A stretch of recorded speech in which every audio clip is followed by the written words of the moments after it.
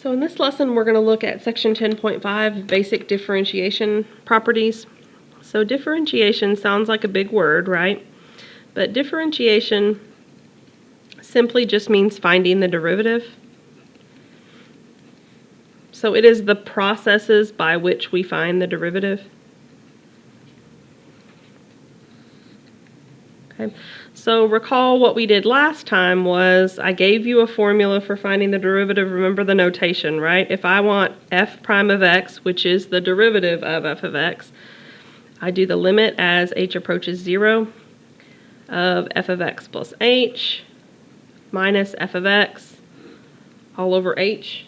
And remember, that was algebraically heavy, right? Like there was a lot of details that we had to keep straight. Okay.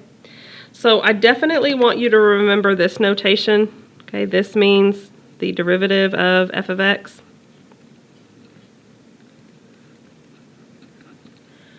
But we're going to add to that some new notation. And I'm going to tell you kind of how to say that and what it means. Okay, so the new notation is we can also, rather than f prime of x, we can say y prime. Okay, and for the same reason, y prime, y means the same thing as f of x, so y prime and f of x are one and the same. Okay, so this is some new notation. I'm going to kind of circle this or box this in. This is our original notation for the derivative of f of x. We can also have this notation. So first let's talk about how to say this. You actually say d dx of f of x. In other words, it's not really a fraction as it might look like. You say it d dx and then of the function that's in there. Okay. This also means derivative.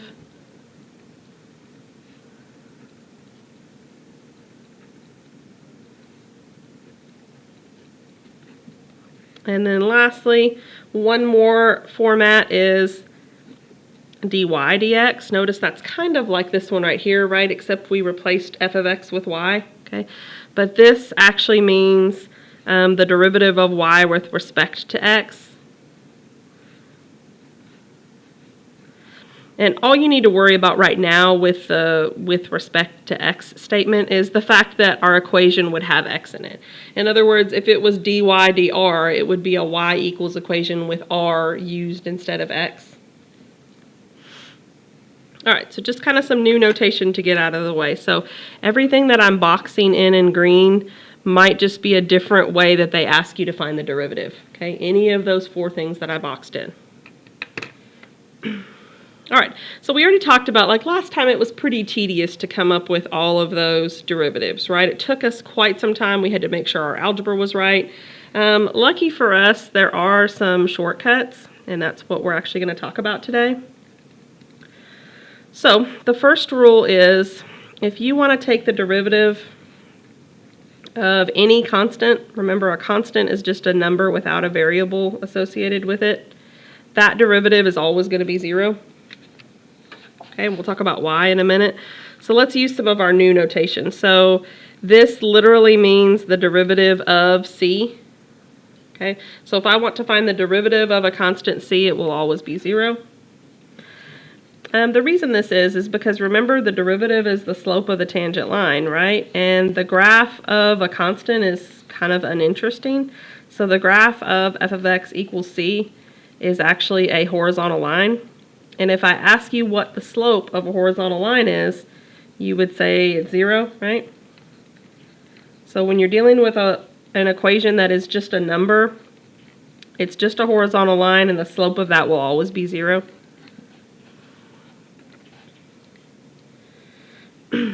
All right, so let's do kind of a quick example.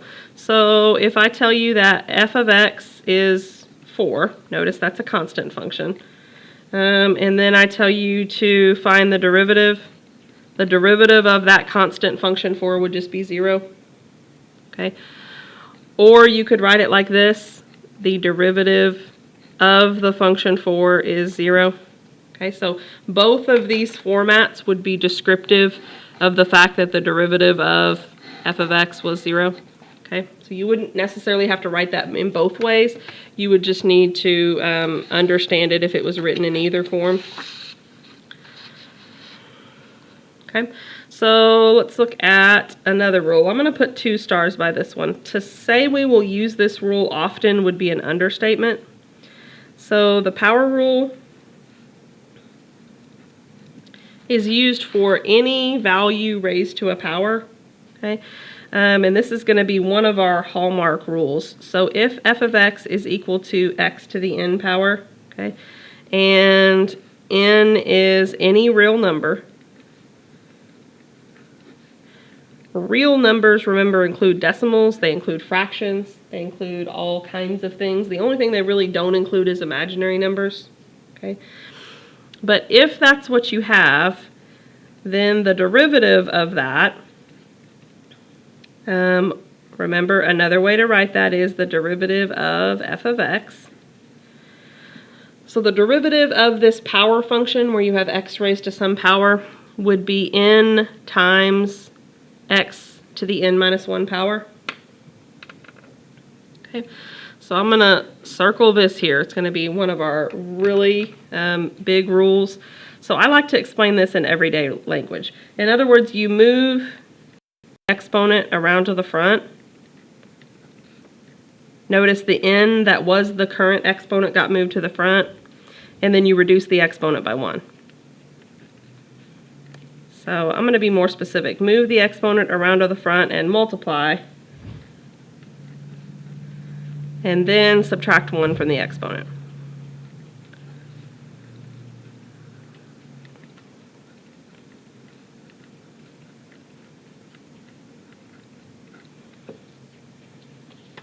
Okay, so once you learn this rule, you'll see how much faster it is than our full-blown limit as h approaches 0 of f of x plus h minus f of x all over h thing.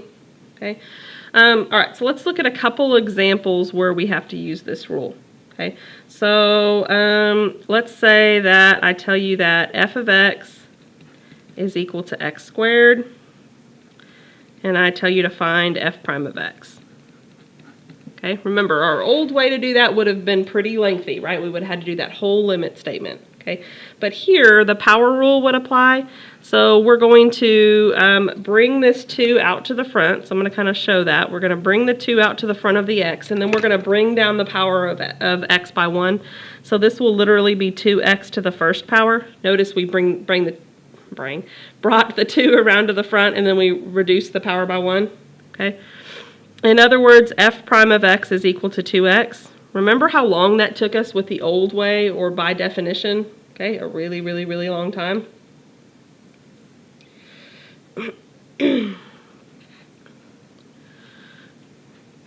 Okay, what about this one? So I'm going to write this one in a little different format. Find the derivative of x to the negative 8th power. Okay. So this power rule works for anything where we're raising x to a power. Okay, so what are we going to do? Notice I wrote it different this time. First time I wrote it as f of x equals, and then my function, and then I said find f prime of x. Here I said find the derivative of this. Okay, we're still, though, going to move the power out to the front. Just be careful when you do that, right? If we move the power out to the front and we reduce the power by 1, remember negative 8 minus 1 is actually negative 9. Okay, so in the end, just kind of a quick review, we don't leave negative exponents. This would actually be negative 8 over x to the 9th. We reviewed this on the very first class day.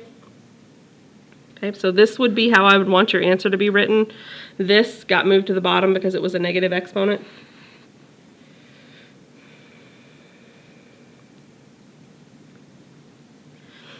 All right, so let's do one more maybe unusual.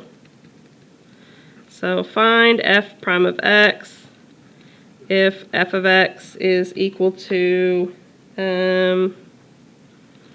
x to the 2/3 power. So it doesn't matter what our power for x is. We can use the power rule as long as it's x raised to any real number answer. So we're going to move this around to the front. Okay, so if we want the derivative, by the way, when we find the derivative, notice I don't say it equals the original, it equals the derivative of the original. Okay, so we're going to move the 2/3 out to the front. And then if you have to think about that, what would 2/3 minus 1 be? Use your calculator if you must, but it'd actually be 2/3 to the negative 1/3.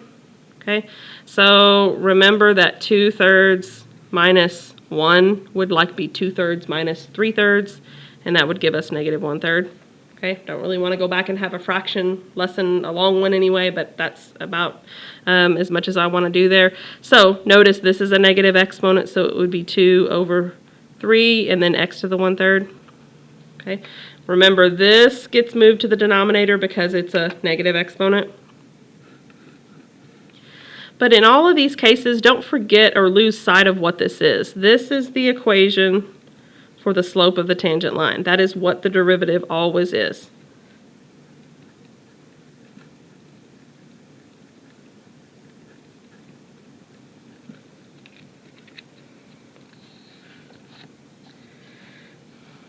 Okay, so let's look at our next rule.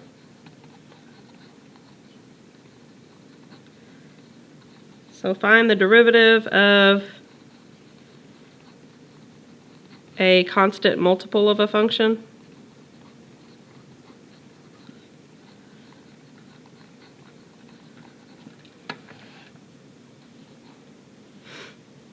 Okay, so I'll give it to you in kind of technical format and then I'll explain what it means. So this would be if you were finding the derivative of a constant being multiplied by your function. And all this rule says is that the constant is just going to get multiplied by whatever you get, okay, for the derivative of that function. So the everyday way to explain this is just multiply the exponent that you bring up front by whatever constant's there. So multiply the exponent that you bring up front by the constant.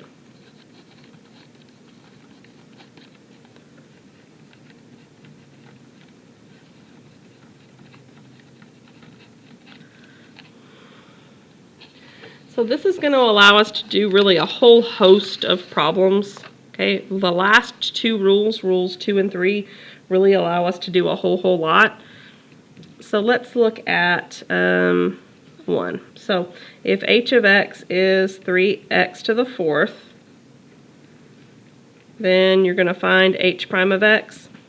Okay, remember that means find the derivative, find the slope of the tangent line at a point.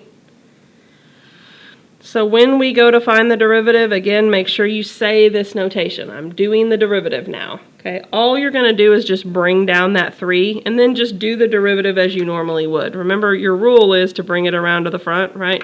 So it would just be 3 times and then 4x to the 3rd. Okay, remember, why did I make it 3rd power? It's because you reduced the power by 1. So in the end, the slope of the tangent line in this case would just be 12x cubed. Okay. Remember how those problems by definition in 10.4 were taking us like at least 5 minutes to do? Notice how much quicker these are. Okay, so with these shortcuts, you're really going to be able to do these a whole lot quicker. All right, so we're going to do just a few of these, honestly, because there's different ways that I can ask you. So let's change that. Let's say I want you to find d dx of 4x to the 1/2.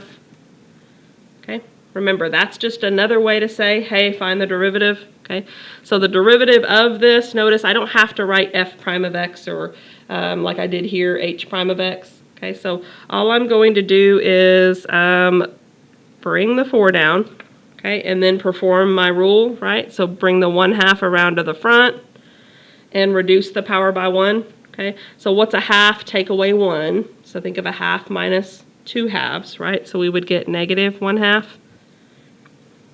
Okay, so I would want you to simplify this. This is not a simplified answer. 4 times a half, that just means a half of 4. So a half of 4 is 2.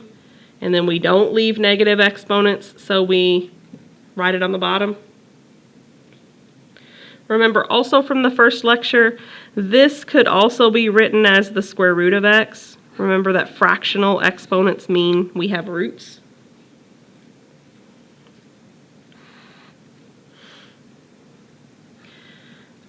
All right, so what about when we have maybe a decimal exponent?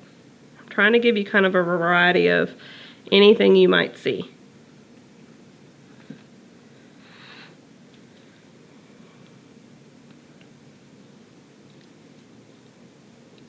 All right, so I'm going to write this one in a little bit different order. Honestly, the 2 is just going to pull down, but this still comes out to the front, and it really doesn't matter which one you write first, okay? So make sure you write this, okay? H prime of n equals, and then I'm just going to pull this around to the front. So I'm going to say I've got 0.67 and then 2n to the what? So you have to ask yourself, what would happen if I took away 1 from 0.67? Well, the answer is I would get negative 0.33. Again, use your calculator if you must, but 0.67 minus 1 would be negative 0.33. So in the end, don't leave it like this. 0.67 times 2 works out to be 1.34. And then again, we don't leave exponents like this. Okay, so we would write this as n to the 0.33 on the bottom. So I'm not saying we're getting pretty results here, but we're getting fast results. Okay, so these are what we consider shortcut methods. And I think in the end, once you get the hang of this power rule, you're going to really like it. It's certainly better than our f of x plus h minus f of x over h and taking the limit of all of that. All right, so let's practice one that I think is a little tricky. So let's say that I told you to take the derivative of 3 over 2x. Okay, so the first thing is I need to rewrite this in some sort of form. I want to be able to use the power rule. Okay, so I have to remember how I could rewrite this if I wanted to. So maybe off to the side, let's see if we can work on that. How could I rewrite 3 over 2x in some other way? Well, I could say it's like 3 over 2 and then x to the negative first. Okay, so why is it negative? Because this is in the bottom, okay, and negative exponents move to the bottom.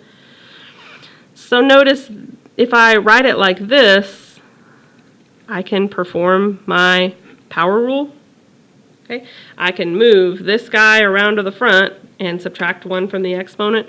So the answer will actually be negative 1, right, times 3/2 and then x to what power? So think about that. We want to reduce the power by 1. So if we take away 1 from negative 1, we get negative 2.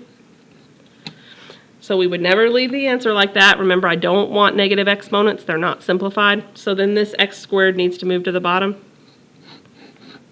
Okay, notice nothing else really moved around. We kept the 3 on top, the 2 on bottom. It's just the negative exponent term that's moving around. All right, so what about this? I want you to find y prime if y equals the cube root of x squared. Okay, now notice I'm just asking it in a different way, but I'm still asking you for the derivative. Okay, y prime also means the derivative. So let's talk about this to the side. What is the cube root of x squared? How could I better write that? How could I write that as a power so that I could use the power rule that I use so much? Okay. Remember, roots give us fractional exponents. So this is the same as x to the 2/3 power. Okay. So now we can come over here. So what we're really trying to find is the derivative of x to the 2/3 power. So now I think we can do our power rule right, move it around to the front, and see what happens. So y prime would be 2/3 would move out to the front. 2/3 take away 3/3, or take away 1, it would be negative 1/3. And then one more time, we don't leave negative exponents. Okay, so here's my original function, here is my derivative function. Another way I guess we could have written this is 2 over 3 and then cube root of x. So I would take either form there. Okay, but I'm okay with this form right here, so if you don't really want to change it to a root, you don't have to. So notice, if we have a fraction, we try to change it to a negative exponent. If we have a root, we try to change it to a fractional exponent. We want an exponent so that we can do the power rule. That's essentially the point. All right, so let's do one more, and then we're going to learn the next rule. So find f prime of x if f of x equals 3 over the 5th root of x to the 4th. I picked one that was kind of tough, because if you can rewrite this one before you begin, I feel like you can do any that you would see on the homework or on a test. So I can't do the power rule right now. It's not written in the correct way. I have to get rid of that root. Okay. So let's talk about what that would be. So I'm going to write the easy part. We know the 3 is going to stay. Okay. So the question is, what power of x do I have? I know I have x to the 4th. I'm taking the 5th root, and it's also in the denominator. So this is actually going to be x to the negative 4/5. Okay, negative because it's in the exponent, or in the denominator, I mean. 5 on the bottom is because of the 5th root, and the 4 on top is because of the x to the 4th. Okay. So I always have students like stop right here and think, oh, I'm done. But remember, we haven't actually done the derivative yet. All we've done is rewrite the original. So I still haven't done the move the power to the front trick, right? So that means f prime of x will be negative 4/5 times 3x to the what? So think about that, okay? If you have to work it off to the side, do. Negative 4/5 take away 1 would be like negative 5/5, right? And notice that gives us negative 9/5. So last but not least, simplify. Negative 4 times 3 is negative 12. That goes on top. 5 stays on the bottom. And this has to move to the bottom because it's a negative exponent. Okay, so there's a lot of kind of algebra tricks that you need to know to be able to do these more unusual derivatives. You have to know that negative exponents end up on the bottom of the fraction and that fractional exponents are roots. Okay, so if you don't know that, it might be good for you to go back to the first lecture that I posted, the review lecture, and kind of fast forward to the exponent portion because we talk about both of those kind of special cases. Okay, the fourth rule is called the sum or the difference rule. And this is a rule that looks really complicated, and it's actually not at all. So the sum and the difference rule is for when you're taking the derivative of two functions being added or subtracted from each other or to each other. So all this says is that you're allowed to do the derivative of the first and then plus or minus, depending on the sign, the derivative of the second.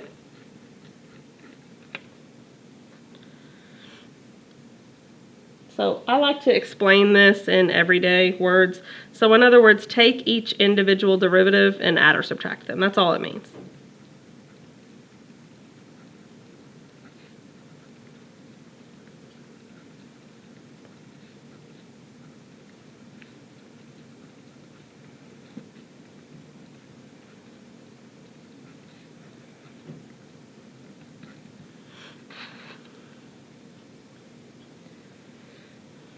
So we're going to be able to do a whole list of problems combining some of these rules together.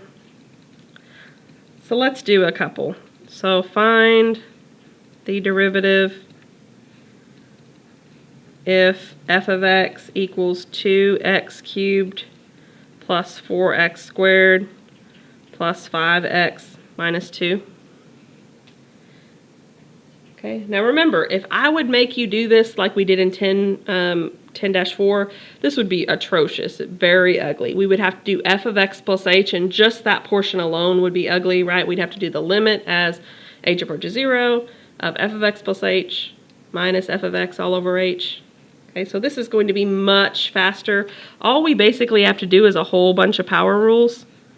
So we're going to move all of these powers to the front. Now look at this one. The understood power when we're not given one, of course, is 1. Okay, and then we're going to have to remember what to do with a constant. So again, I'm going to double underline this. Don't forget when you switch to the derivative to actually write that. Okay, so if I move the 3 out to the front and multiply, I'm going to shorten this up a little bit. 2 times 3 is 6, right? And remember, I take the power down by 1. Okay, here I move the 2 out to the front, and 2 times 4 is 8. And again, I bring the power down by 1. Notice here, if I bring the power out to the front, I'm going to get 5. What happens when you take the power down by 1? Well, you get x to the 0 power. Okay, well, x to the 0 power is just 1. Anything to the 0 power is actually just 1. And then don't forget this. This is so easy, a lot of people forget it. What's the derivative of a constant, like a number by itself? It is 0. So in the end, 6x squared plus 8x plus 5 is your answer for derivative. Okay, and remember, this is the equation for the slope of the tangent line.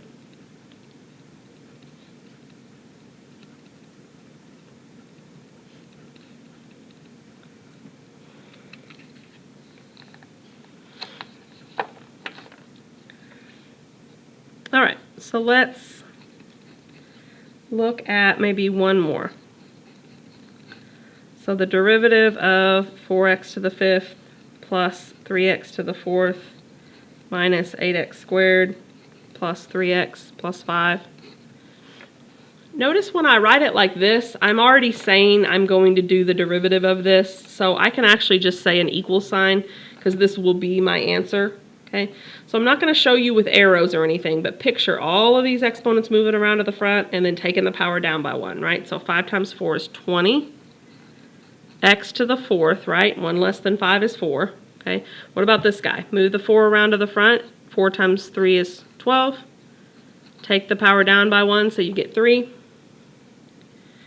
Move this around to the front and you get 16, right? X to the 1st power. And then if you move the power around to the front, you're going to get just the number. Think of it like this. If you reduce the power of x by 1, you won't have an x anymore because this was already x to the 1st power, so now you have no more x's. And then the derivative of that is just 0. So this is it. Okay. So again, last time I didn't give you any that were 3rd power or any that were 5th power because frankly, with using that older definition of derivative, it would have taken us too long. We needed the shortcut to be able to do problems with higher powers other than 2. At least how to do them nicely. All right, so hopefully keep in mind that we're really just finding the slope of the tangent line. So we've kind of already used this in another section, but I just want to remind you of a couple of things from algebra. Okay, one is the point slope form of an equation. Y minus y1 equals m times x minus x1. Okay, this gives you an equation of a line.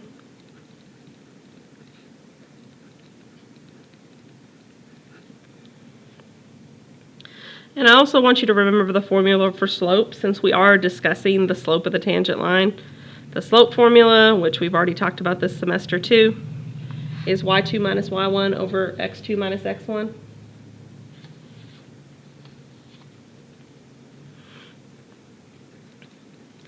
All right, so let's look at a problem that asks you to go just a little bit further than just finding the derivative. Because once you get the hang of finding the derivative, you're going to find that a lot of these are really quick. All right, so let's say g of x is 3x to the 4th minus 6x squared minus 8. So let's say the first thing I do want you to find is the derivative.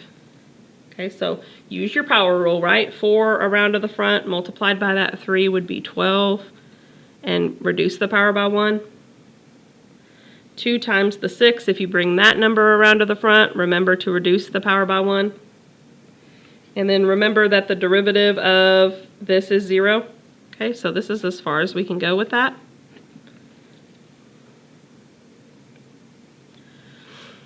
So what if I ask you some extra questions though? So what if I say I want you to tell me the equation for the tangent lines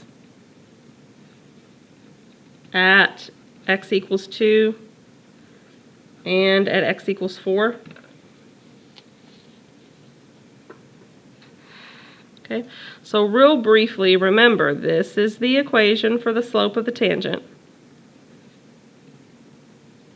So part A is going to give us the slope at the various x's that I'm asked about, but I'm still going to have to write a full equation for that tangent line. So let's kind of briefly go through those. So let's start with x equals 2.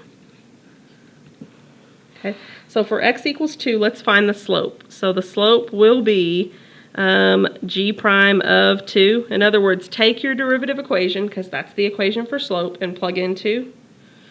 So we're going to get 12 times 2 cubed minus 12 times 2. Okay, use your calculator, but you're going to get 12 times 8 minus 12 times 2.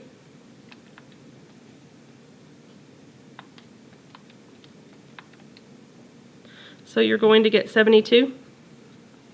Okay, this is not my final answer, it's just the slope. So when I look back at this point slope equation up here, all that does is give me my m. So notice, I need the slope, and I also need a point. Well, I know what the x is, but I still need to find y. Okay, so I need to find a full point. In other words, I need my y. I know what my x is, it's 2, but I need to find the paired y. So how do you ever find a y? Well, that's just an algebraic question. If I want to know y, I just go back to the original equation and plug in 2. Okay, not the slope equation, but the original. So this would be 3 times 2 to the 4th minus 6 times 2 squared minus 8. So I'm punching that in my calculator, and I get 16. All right, so here's my data I have so far. The slope is 72, okay, and the point that I want to use in my equation is 2 comma 16. And now from here on out, it's just an algebra question. So we're going to do y minus y1 equals m times x minus x1. So let's plug in the right stuff in the right places. So y minus the y value, which is 16, equals the slope of 72 times x minus the x value. So let's do distributive property. So we're going to multiply 72 by both of those things. So we'll get y minus 16 equals 72x minus 144. And then we'll add 16 to both sides. So it's not a line that we would probably want to plot, but the line is 72x minus 128. In other words, the slope of the tangent at x equals 2 has a very steep slope of 72, and it has a y-intercept of negative 128.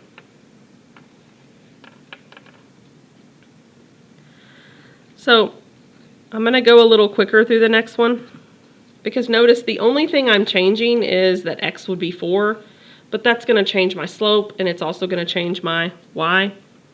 So I still need to find slope, so I'm going to do g prime of 4. So 12 times 4 cubed minus 12 times 4.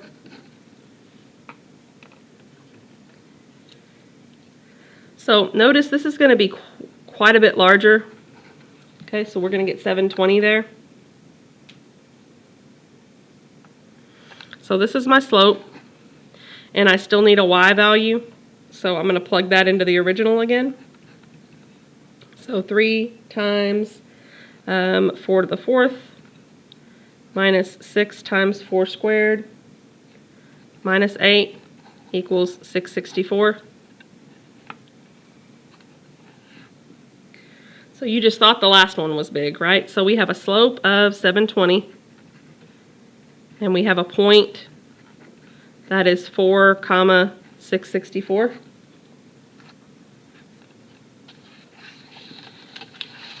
So when we go plug that in, we're going to get y minus the y value equals the slope times x minus the x value. And again, if you use distributive property and if you add it to both sides, I'm not going to show as many steps for this one, but you'll get 720x minus 2,216. In other words, incredibly steeper than this is right here. Okay, so the curve is probably a really sharp curve. Okay, that's what that means. Remember, tangents are the lines that intersect the graph at one single point.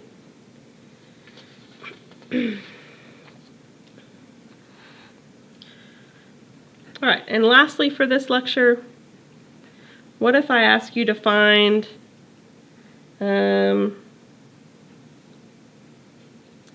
let's change this a little bit. What if I asked you to find what values of x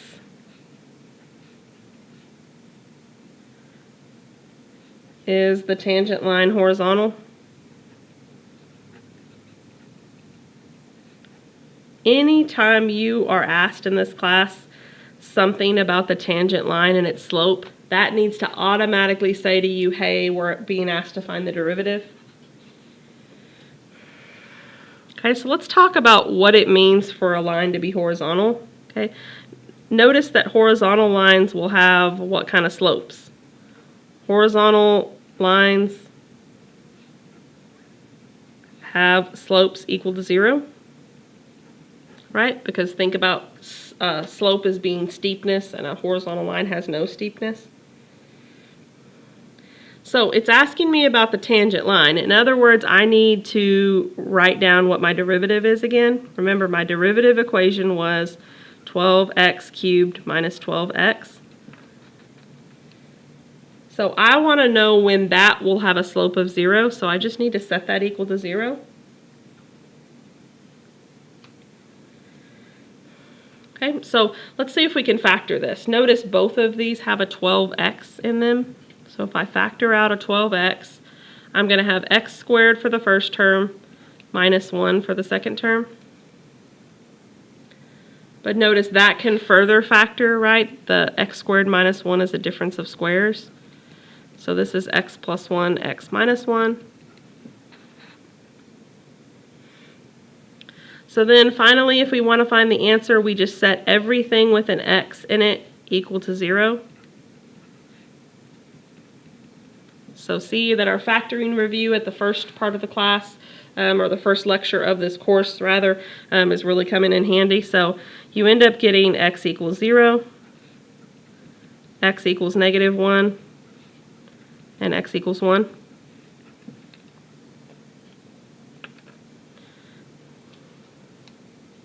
All right, so before this lesson's over, I want to talk about how you can also use the graphing calculator to kind of visually tell these things. So let's take a look at the function that we were given, 3x to the fourth minus 6x squared minus 8. Let's look at the graph of that.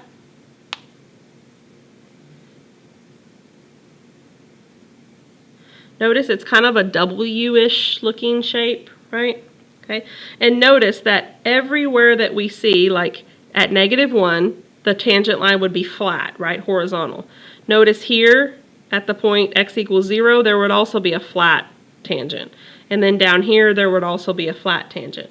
Okay, so you can kind of, if you know what you're looking for where would the tangent line be flat or horizontal. And if you look at the graph, it looks like negative 1, 0, and 1 would all have flat tangents or have slopes of 0.